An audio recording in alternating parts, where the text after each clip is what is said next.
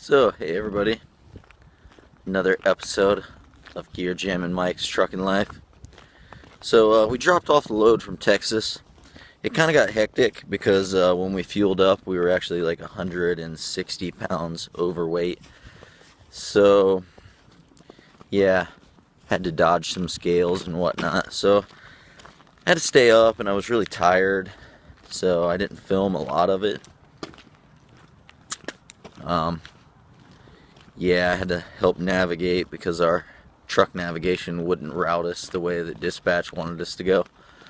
So we had to use an atlas the old-fashioned way. But getting close to my home time, and just wanted to show you guys here. We stopped at a glass factory here, and they have a museum, and we're just sitting at a dock, so it's not often that you get to go to a museum while you're just waiting. Usually we're twiddling our thumbs in the truck and singing "Oh Susanna."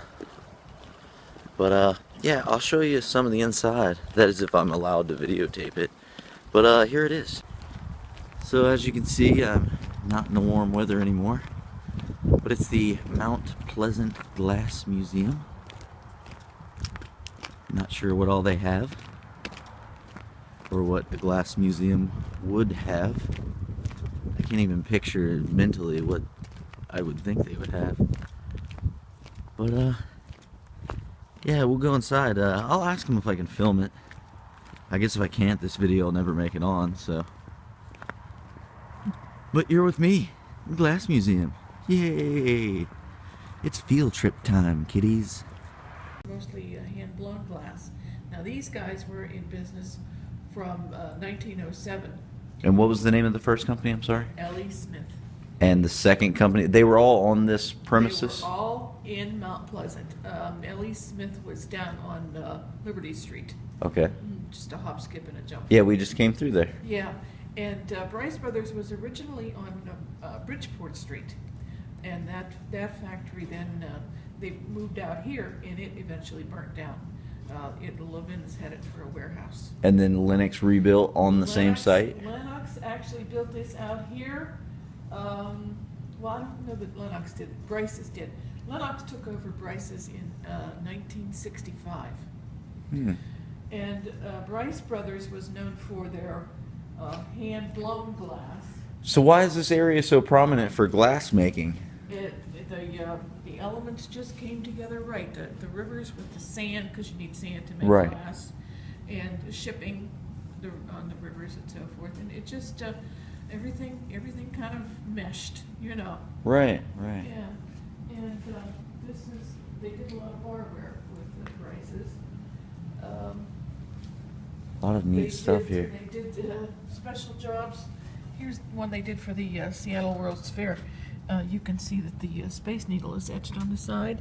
Oh, neato. Yeah. Yeah, and back there, those two in the back, the Space Needle is actually the stem of the glassware. Oh, I see it, Isn't yeah. that cool? Yeah, that is. Yeah, they did. Is this some sort of scepter?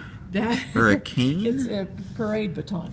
Wow. I don't think anybody would actually want to use it, you know, because it's Could lead to large cuts. It's going to break at some point in time. But they did a lot of the hand etching and cutting of the glass. A lot of barware, a lot of special jobs.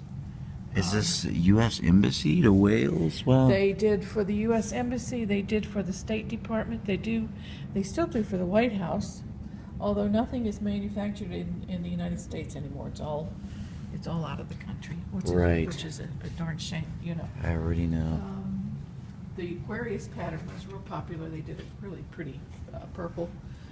This was a salesman's kit. When Bryce has transitioned to Lennox, the salesman said to the boss, "What'll I do with this sample kit?" He said, "Throw it away." So the guy threw it away. When he went home, he picked it out of the garbage and took it home. A lady called us when we started the museum and said, "I've had all this glassware under my porch all these years. Do you want it?" Of course we Hell do. yes. Wow. Yeah. So, and then the El Rancho was something that Lennox came out with after they took over. And it was real popular back in the 60s. And these are antique blowing? Yeah, this is You're not supposed to touch it. Oh yeah, that's solid Yeah, I don't iron, know. isn't it? If you didn't have muscles before you started the job, believe me, you would have had them afterwards. And some of the shears that they use to cut the molten glass. And these are molds. That's a mold. That's the. Oh, what they shape. would turn. They would shape that. Right. Yeah. We're looking Cutters. to get some molds. We really don't have any molds per se, but yeah, a lot of shaping tools for the bottoms of the glassware. Oh wow. Yeah. Up there you can see how many guys it took to make just one piece of stemware. Somebody made the stem, somebody did the bowl, somebody did the foot. You know, it was like 6 or 7 guys to make just one piece of glassware. The beginning. And really what killed them was the government came in and said, you can't put lead in this stuff anymore. Well, Right. they tried figuring out a way to do it without lead, and it's just, it's a tough chore. Overseas, they can make it with lead and import it back to this country, but you know, why we can't make it here, it's the rules and the regulations. Kills American jobs at the Yes. expense of our Yes. health.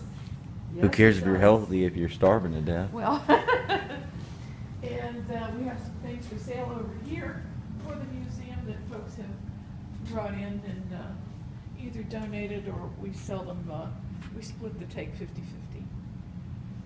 And Wow. there's a lot of nice stuff. We've got some blackware over there, which L.A. Smith made back in the 30s. And it's very collectible because you don't see it anymore. Mm-mm. Not too many even, I mean, I worked at Smith's for 6 years and I didn't know that they made it. I've 'Cause I never didn't seen work anything for, like I didn't that. work for them till the late 70s, and What do you call this glass here that has like that rainbow effect to it? it's a carnival glass. Those are neat. Yeah. You don't see those anymore. No, and this was a special job. They were trying to make an almond pattern, and they really never manufactured that color. But Wow. we've got one here. And the milk, everybody did a milk glass. Yeah. Westmoreland Glass in Jeanette, I think they were, was known for their milk glass, but everybody had a version of milk glass. And then we have some examples here. Peter O'Rourke, who shares space with us, does the glass cutting. There's the presidential seal. Oh wow. Yeah. Used And at the White House. used at the White House. This Mr. Nixon took to China with him in 1972. He took 600 of those for the state dinner that they had. And, and there's a White House image on that. Mr. O'Rourke still does some cutting for the White House. And this was Reagan's jelly bean jar. And these were for the presidential fill your don't mug know for about $1. So there you have it. That concludes the tour of the Glass Museum. It was kind of interesting. The lady was super friendly. It's not something I expected to do. But trucking is an adventure. Isn't that right, Jack Halquist? Yeah, threw the shout out back. But yeah, I bought a vase there made of blackware. They don't make it anymore because it contains lead. So you can't even buy it anymore. I thought it looked really cool. It has silver inlaid to it. But I'll have to give that to somebody. But remember, trucking's an adventure. Ride along with me. I'm Gear Jammin' Mike.